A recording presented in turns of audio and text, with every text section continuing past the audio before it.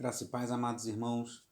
Hoje, dando continuidade aos meus comentários sobre o Evangelho segundo Marcos, eu falarei sobre a nossa leitura do dia, que é do capítulo 3, versículo 7, até o final do capítulo 3, versículo 35.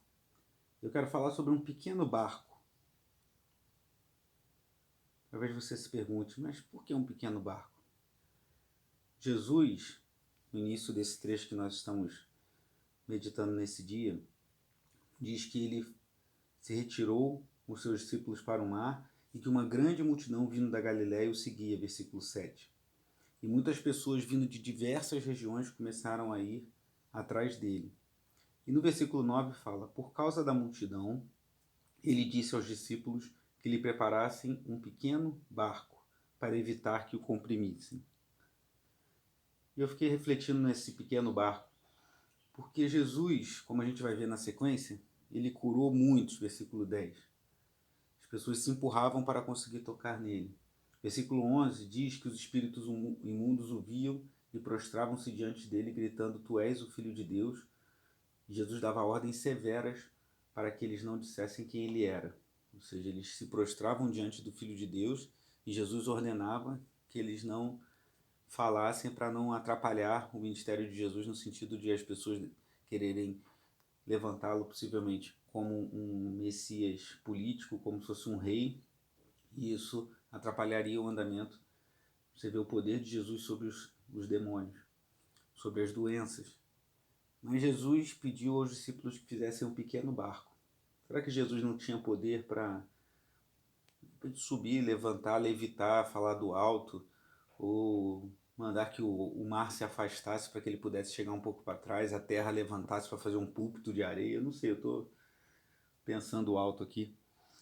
Mas o que eu quero chamar a atenção é que, embora Deus seja todo poderoso, Cristo ali estivesse manifestando grandes sinais e maravilhas e pregando com autoridade o evangelho do reino, ele ainda assim pediu aos seus discípulos que preparassem um pequeno barco. E assim é no reino de Deus. Deus, ele tem todo o poder, ele nos dá o privilégio de sermos cooperadores. Então, nesses dias que estamos mais afastados, que estamos longe de pessoas que amamos, que estamos longe da igreja que amamos, de estar juntos com os irmãos, ainda assim podemos construir pequenos barcos para que Jesus possa ser visto e o seu evangelho ser proclamado, como foi naquele dia. Então, a primeira coisa que eu queria chamar a nossa atenção nesse pequeno trecho, a partir do versículo 7, é que Deus nos dá o privilégio de sermos cooperadores na obra dele, ele que tem todo o poder, nos dá essa graça de participarmos de alguma forma. Então, aproveite esse dia, mande uma mensagem para alguém, talvez alguém que está angustiado, ou precisando de uma palavra, mande um texto bíblico, uma reflexão, ou mesmo essa que você está ouvindo agora. Compartilhe a palavra de Deus, mesmo nesse momento em que estamos afastados, que estamos isolados. Construa pequenos barcos para que Cristo possa ser visto e o seu evangelho anunciado. Como eu já falei num outro estudo desse que estamos fazendo, as pessoas muitas vezes têm uma certa tensão quando fala sobre demônio, tem um certo medo. Existem crentes que têm medo de demônios, mas aqui a gente vê que Jesus tem toda a autoridade.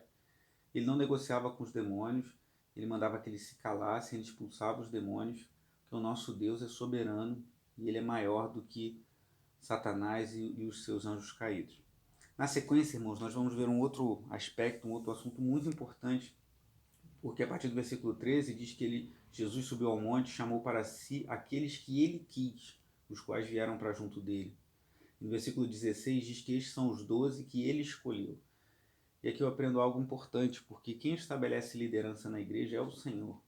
Esse é um conceito que fere muitos ouvidos hoje em dia, porque vivemos numa época de democracia, de meritocracia, e há espaço para isso. Nós entendemos que a democracia talvez seja o melhor sistema que temos até hoje para lidar com populações num contexto diferente do que era, por exemplo, do antigo Israel, que era uma teocracia, mas entendemos que as pessoas, no âmbito de trabalho, há um espaço para a meritocracia, mas no reino de Deus é Deus que estabelece as suas lideranças.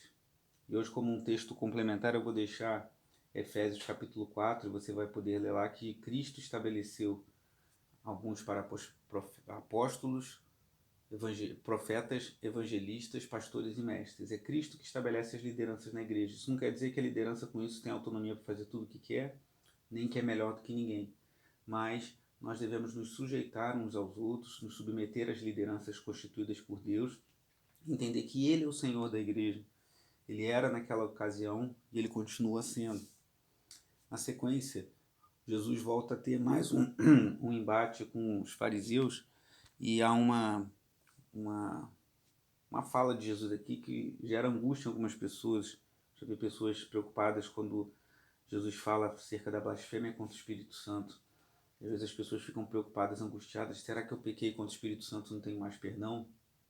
O contexto aqui é que os mestres da lei que haviam descido de Jerusalém estavam acusando o próprio Filho de Deus, o Deus Emanuel, Deus conosco, de estar fazendo as suas obras por Satanás, por Beelzebu, como diz aqui, pelo príncipe dos demônios.